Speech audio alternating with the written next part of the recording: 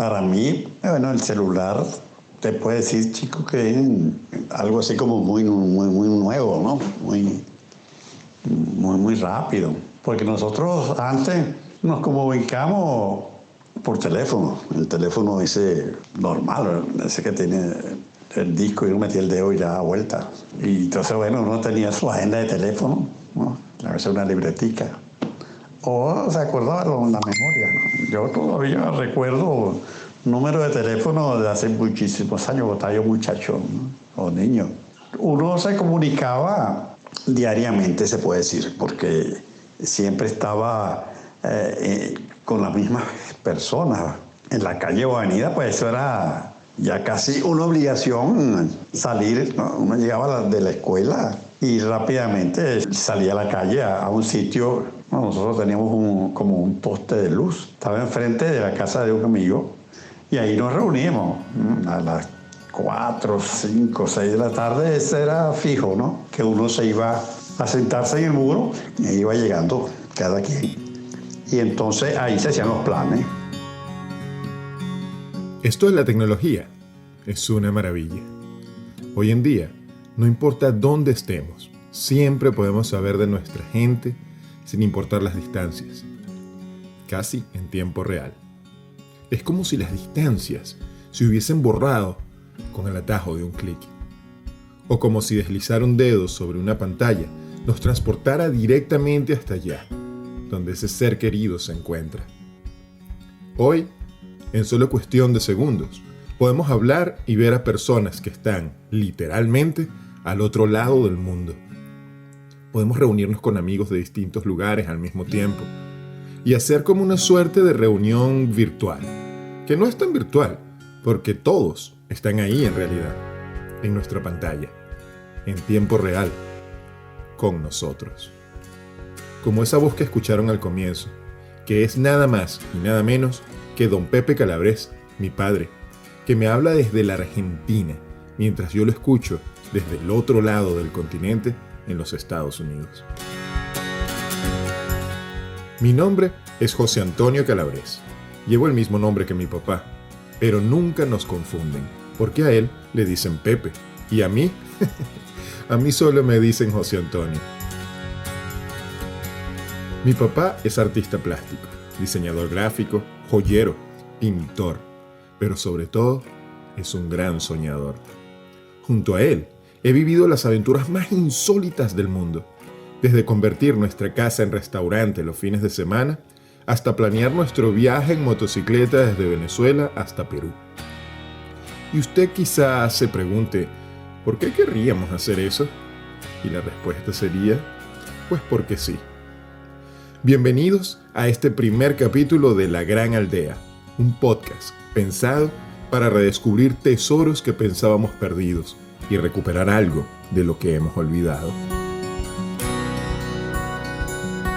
Ese celular que tenemos hoy en día, pues para nosotros era algo de ciencia ficción. Eso, ni siquiera podemos imaginar que existiría esa forma de comunicación. Imagínate. A mí me parece muchas veces que estoy viviendo en el futuro y no en el presente. Me parece que estoy viviendo como en un capítulo de Los Supersónicos. Y sí, ya sé que con ese comentario se ve que tengo mis años. Pero es que cuando yo era un estudiante universitario, por allá en el 2000, la computadora más avanzada de la época apenas tenía un programa para escribir y unas pocas herramientas más. Las impresoras eran matriz de punto, con cintas como de máquina de escribir. Y eso del internet era algo misterioso que nadie entendía muy bien cómo usar ni para qué servía. Aún recuerdo cuando en mi casa se compró la primera computadora. Una bicha sin marca. Un clon, le decían. Yo me imaginaba que eso era una máquina que los chinos habían clonado de alguna compañía y las vendían más baratas. Por eso le decían clon. Aquello fue todo un acontecimiento. Mi papá buscó un amigo suyo, que era ingeniero de sistemas, creo, para que lo asesorara con aquella compra. Tuvieron que ir hasta la capital a buscarla en la tienda. computadora para mí fue algo muy extraño, ¿no? Porque mira, yo estaba relacionado con todo lo que era el grafismo, ¿no? Yo había estudiado diseño gráfico en Inglaterra y casi todo el trabajo, pero casi todo, ¿no? Todo el trabajo, quitando la fotografía, era hecho a mano. Y tenía unos amigos que empezaron con el negocio de vender computadoras. Y yo, bueno, obviamente pues traté de estar al día en todo. Y entonces, bueno, él estaba en Caracas y mandé a mi hijo a que se viera con él y él iba a comprar esa computadora y se la iba a entregar y nos la íbamos a llevar a la finca. Toda la computadora venía en cajas, separadas. Un monitor de 13 pulgadas a color que pesaba como 20 kilos. Un cajón que solo tenía un botón grandísimo para encender y uno pequeñito al lado para resetear. Y una unidad de floppy de 3,5 pulgadas. El resto, un teclado grandísimo y un ratón de bolita. Aquello era el futuro. Era de cassette, ¿no? ¿Te acuerdas? Era como un sobrecito, un cartucho que había, ¿no? La primera vez que me senté frente a esa computadora, yo no sabía nada qué hacer con eso. Eso pasó hace apenas 20 años. Yo quería hacer un libro, entonces con la computadora se podía como hacer un pequeño formato, ¿verdad? Y guardarlo ahí, ¿no? En vez de estar escribiendo en papel y lápiz. Era como divertido, ¿no?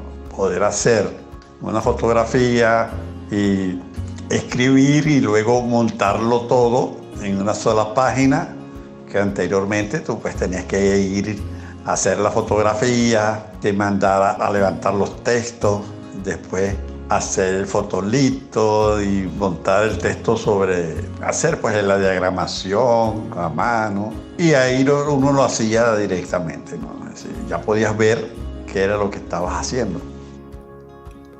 Recuerdo que en esos años ya empezaba a escucharse entre mis amigos aquello de los salones de chat y el correo electrónico. Pero eso era algo raro. Casi nadie tenía computadora en su casa. Y yo, que vivía en un pueblito del interior, en medio de una montaña donde no llegaba ni la señal de televisión abierta, no me daba mala vida por tener o no correo electrónico. Luego yo decidí irme a otro lugar, abandonar un poco el diseño porque ya estaba un poco decepcionado de ese trabajo, y me fui a una finca, imagínate, ¿no? Entonces me dediqué un poco al trabajo del campo, que después fue mi modo de vida, ¿no? Y bueno, imagínate, entonces más aislado aún, ¿no? Porque en esa finca, donde estábamos, que hice mi familia, no había conexión, ni teléfono siquiera, ¿no? Con el tiempo comenzó a prosperar un nuevo tipo de negocio. Cibercafé les llamaban, que eran más o menos un sitio donde tenían computadoras en pequeños cubículos con acceso a internet y que la gente podía alquilar por cierto tiempo para navegar. Las primeras cosas que me interesaron en internet fue la cerámica precolombina, la cerámica moche peruana. A mí la cultura moche en la cerámica siempre me ha encantado, me ha parecido algo sumamente hermoso. Entonces empecé a buscar piezas de cerámica de esa cultura, y era pues muy interesante para mí porque era la única forma de yo poder ir a ver y estudiar esa cultura. El cyber era como un lugar simpático, ¿no? Porque uno llegaba y había una persona en el centro del salón donde había muchas computadoras, había muchas. Y entonces uno pagaba por cierto tiempo y le asignaban una computadora.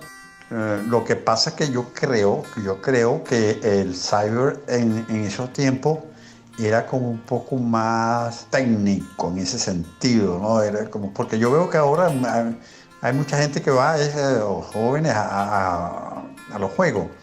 En ese tiempo el cyber era como más específico. La gente iba, sobre todo estudiantes, a buscar temas que le interesaban o a copiar documentos o a buscar cosas. Era como ese tipo de cosas lo que se usaba en el cyber. No era tanto el juego.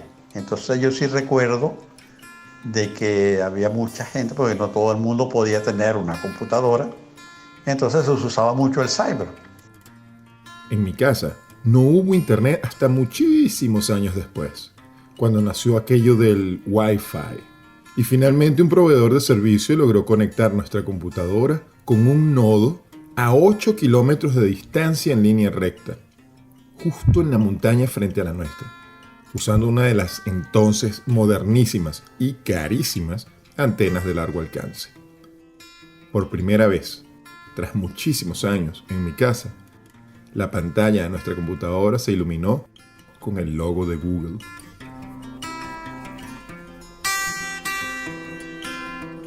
Recuerdo también la primera vez que en mi casa hubo teléfono. A nuestra casa no llegaban las líneas telefónicas normales. Y en esa época, hace poco más de 20 años, tampoco habían celulares en mi pueblo. Mira, como nosotros estábamos en la finca y justamente en esa finca y en ese tiempo la comunicación no era lo mejor que se podía esperar. Las líneas telefónicas llegaban como a 2 kilómetros más o menos de la finca y siempre tuvimos el problema de comunicarnos. Entonces llegó la noticia, pues un día, como todas las cosas de la vida, de que llegaron los celulares. Caramba, llegaron los celulares. Entonces, no, ahora sí. Porque nosotros, mira, para comunicarnos con alguien, un mensaje o enviar algo, había que bajar al pueblo, obviamente, y llamar por teléfono, ¿no? Buscar una oficina de teléfono y hacer lo que tenemos que hacer, pues la llamada, lo que se fuera. Entonces, con la llegada del celular, para nosotros fue algo maravilloso. Cuando apenas llegó la señal de la primera repetidora celular instalada, ya mi papá tenía un celular en su mano. Era un Motorola gigantesco. Venía en un bolso de semicuero negro y era una suerte de teléfono cuyo auricular, inmenso, encajaba en una base metálica también gigante que estaba dentro de ese bolso.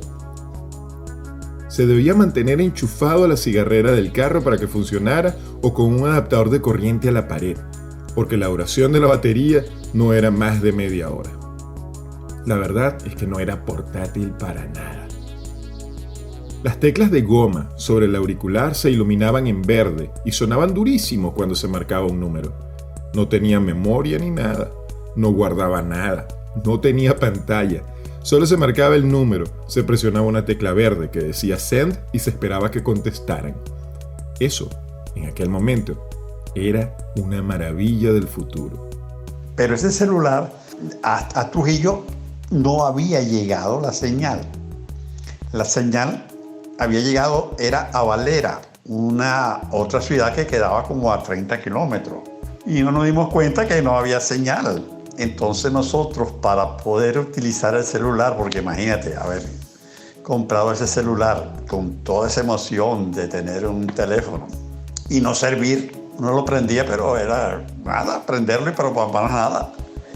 Entonces, para poderlo utilizar, había que irse a Valera, a 30 kilómetros. Pero para nosotros era muy emocionante ir por la autopista y llamar a un amigo. Concha, eso era una cosa increíble. Para nosotros, decirle al amigo, hola, ¿cómo estás? Mira, te estoy llamando de aquí, de la kilómetro 15, estamos aquí en la carretera. Sí, estás en la carretera, sí, de aquí te estoy llamando.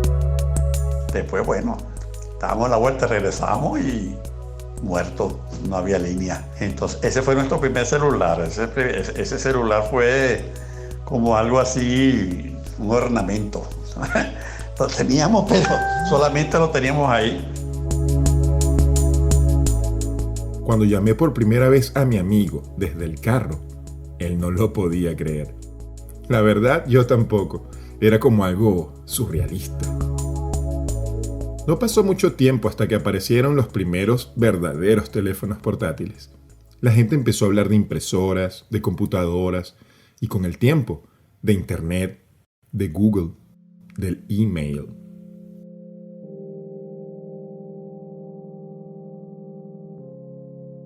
Ya el mundo es una aldea, escuchaba decir a muchos ante la popularización del Internet. Estamos en medio de la globalización, aseguraban muchos otros. A mí me parecía maravilloso todo aquello. Imaginaba millones de personas en todas partes del mundo compartiendo con los demás, ahora sin fronteras.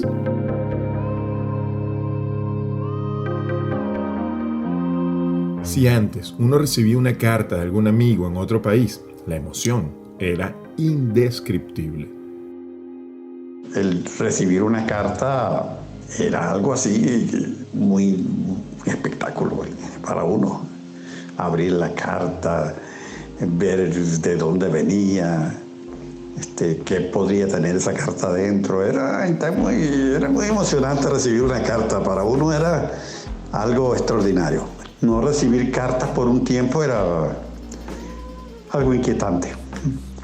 Así que así era la forma en que uno se comunicaba, por lo menos nosotros, pues. Esas cartas eran algo especial. Simbolizaban que eras muy importante para esa otra persona. Esa otra persona se había tomado el tiempo y la molestia para escribir una carta para ti. La había llevado al correo, había pagado el franqueo y ahora esperaba tu respuesta. Con la globalización, todo aquello cambiaría.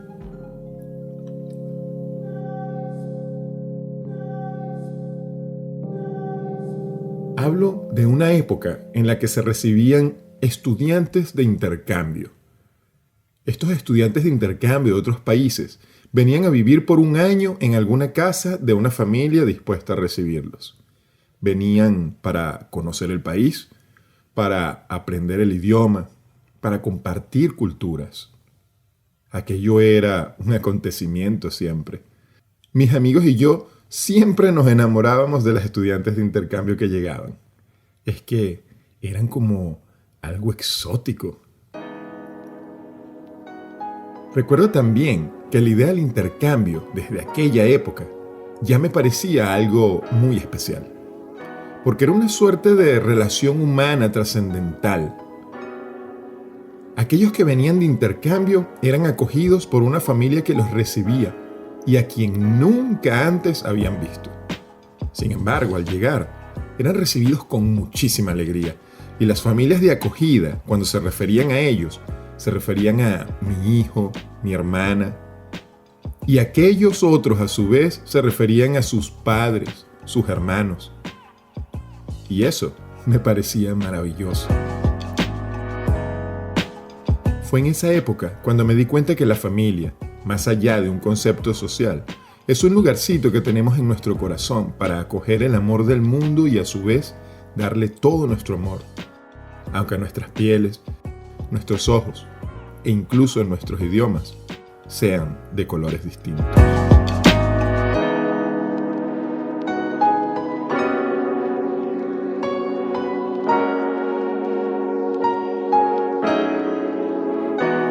La tecnología avanzó muchísimo en muy corto tiempo.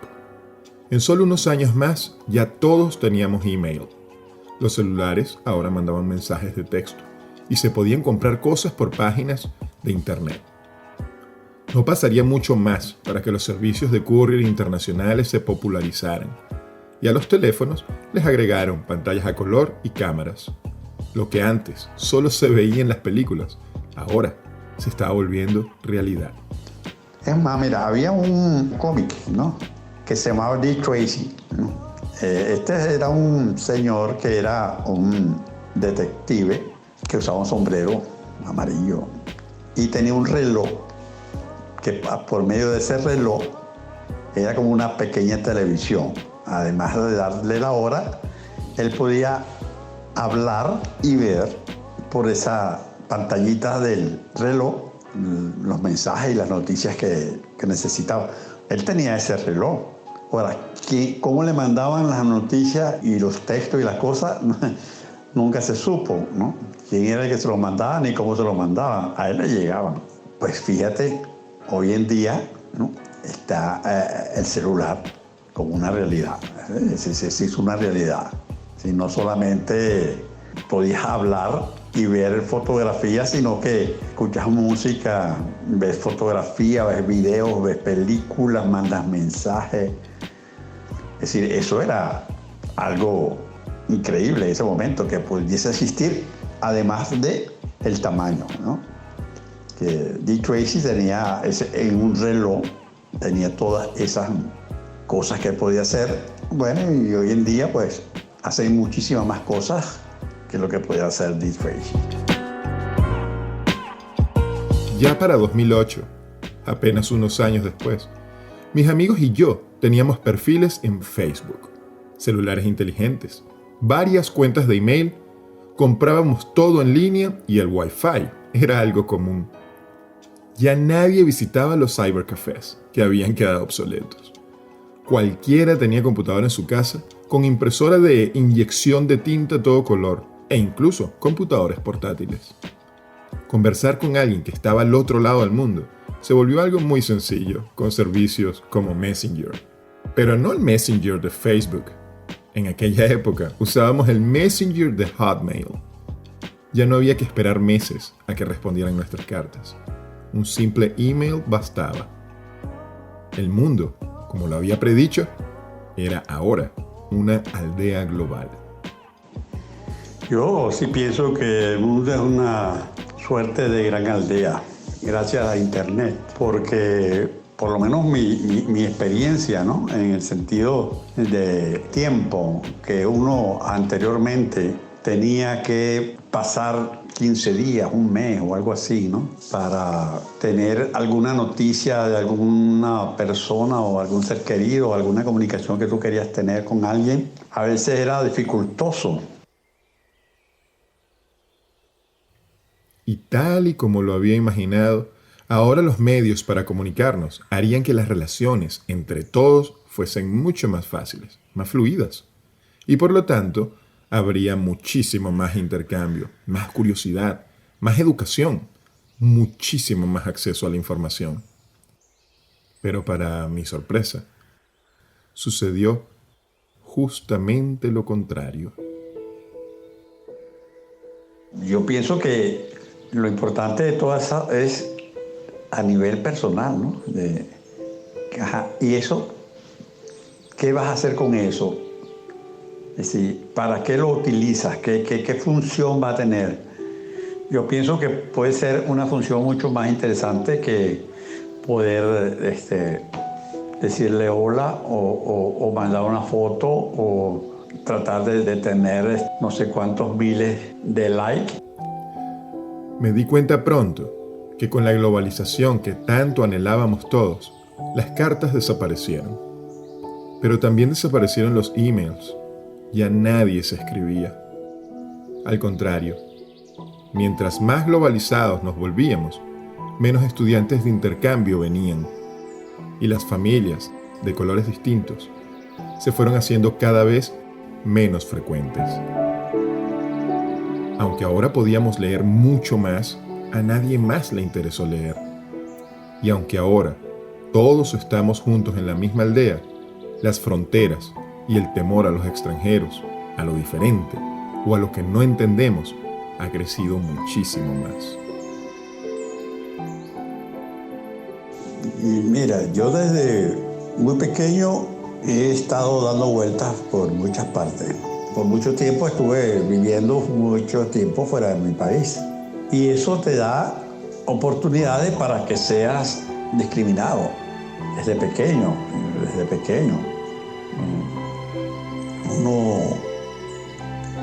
Había muchas situaciones, muchas. Sí. Y al latino siempre lo ponían como que si fuese un animalito del monte. Mira, yo estaba muy pequeño, estaba estudiando en España y yo me monté, estaba esperando el colectivo para irme a la escuela. Y cuando estaba ahí en la parada, llegaron unas personas ahí, y, no sé, pues sería que me vieron la pinta. Entonces dijeron, bueno, ¿y estos indios por qué no se van para su país? obviamente pues me sentí, al principio sentí un odio muy grande, ¿no? Así, un odio hacia las personas que habían dicho eso, inmenso. Y si hubiese tenido en mis manos el poder de destrucción, pues lo hubiese hecho. Y después de eso, ¿verdad? Te entra como una calma de que te empiezas a preguntar a ti mismo, ¿no? ¿Qué hago? ¿Por qué yo hago esto? ¿Por qué estoy aquí? ¿Por qué no me voy? ¿No? Porque no me quieren. Yo no soy lo que ellos dicen. Y bueno, después te llega un momento de reflexión y de calma y dices, bueno, esos fueron ellos, ¿no? Ahora llego y mis amigos me aceptan y sonreímos y cantamos y bailamos. Y si fueron esas personas en especial. No era toda un país ni toda una sociedad la que me estaba discriminando. Son tragos y son momentos muy difíciles, muy amargos y en diferentes cosas, ¿verdad? De que no te dejen entrar a un lugar, de que no te den la oportunidad o por tu forma de vestir, ¿verdad? Yo, por lo menos en Francia, yo fui muy hippie, ¿verdad? Y tocaba la guitarra en las calles. Y un día fui a tomar un café y no me dejaron entrar. Bueno, me sentí impotente, ¿no? Siente uno impotencia porque, bueno, ¿y qué voy a hacer? Yo no tengo la fuerza para decirle que no o ponerme a discutir eso, ¿no? Y bueno, con la experiencia aprendí también a no discutir esas cosas, que las personas que te están discriminando no tienen conocimiento de quién eres ni qué estás haciendo y que supuestamente pues también su capacidad intelectual y cultural son bajas. Hubo un tiempo en el que pensábamos que la discriminación, el racismo o la homofobia no eran más que producto de la falta de información, del desconocimiento. Pero hoy, cuando toda la información de la humanidad está a un solo deslizar de nuestros dedos, disponible en un instante en nuestros bolsillos, los mismos flagelos de la Edad Media siguen castigándonos.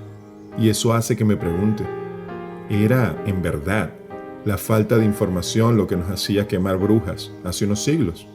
¿O simplemente gente malvada se reúne para dar rienda suelta a su maldad de manera descarada, amparados en el anonimato de una turba que lo apoye?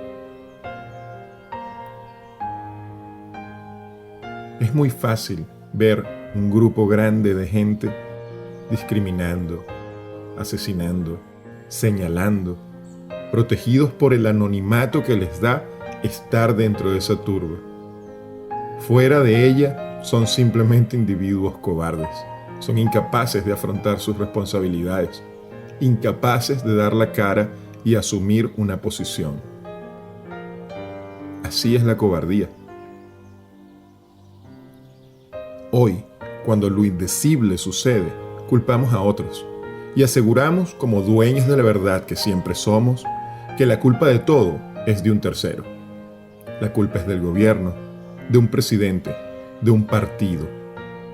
La verdad es que no es un presidente o un partido el que nos hace hacer lo que hacemos. Siempre me pregunté, ¿quién era el malvado cuando los romanos lanzaban cristianos para que fueran devorados por leones en fiestas populares? La verdad es que el César, que ordenaba tal barbarie, era solo un hombre, y sin el concierto y la ayuda de muchos otros, esa carnicería no se hubiese podido realizar. Hay quien podría decir que la maldad era la del emperador, que la maldad era la de sus legionarios. Pero ¿qué podemos decir entonces de las miles de personas que asistían a las festividades y gritaban y festejaban cada vez que una de las víctimas era descuartizada por las bestias? Sin esos vítores y frenesí, ni el César ni sus legionarios hubiesen hecho aquella barbarie, porque no tendría sentido ni aceptación. Entonces, ¿somos responsables de lo que sucede en nuestro entorno o no? Bueno, mira, una de las cosas, yo salí de mi país, bueno, por como han salido millones de personas, por razones que ya no vale la pena ni hablarlas. Pero la experiencia de poder hablar con algunas personas, usar el deep tracing, ¿no? La llamada de video, es maravillosa. Sí, yo creo que una de las cosas que yo he podido soportar, estar varios años fuera y solo, es por eso. Y por tener ese aparatico que llaman teléfono, por el cual tú puedes en tiempo real hablar y hasta ver a la persona, ¿no? Es como que si estuvieses tus seres queridos o la persona que tú quieres metida en ese aparatico, ¿verdad? Es decir, como una cajita mágica que está ahí. Para mí es muy interesante tener esa comunicación a ese tiempo real porque y al momento que yo quiero, ¿verdad? Al momento que lo necesito, porque es una gran ayuda espiritual, ¿verdad? Y me hace sentir pues que mis personas están cercas. En estos días de crisis, he visto cómo muchos se han aterrorizado ante la idea de enfermar mortalmente con este virus. Pero he visto también cómo muchos otros miles, a pesar de tener el mismo terror, han afrontado sus miedos para ayudar a los demás. Me sorprende que tengamos que llegar a una crisis de carácter global para entender que más allá de cualquier tema, todos somos simplemente habitantes de una misma aldea y que lo que me afecta a mí nos afecta a todos. Y me sorprende porque yo siempre lo entendí así. Solo juntos podemos afrontar lo que sea. Y aunque a veces la maldad parece ser muy grande y la indiferencia juega del lado de la maldad, sigo convencido de que los buenos somos muchos más, aunque suene a final de película cursi.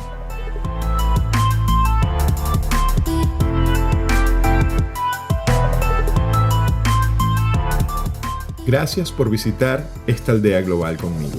Suscríbete al podcast y déjame saber en los comentarios lo que piensas de la globalización y de cómo la estamos asumiendo. Este podcast es y será siempre completamente gratuito. Hasta pronto.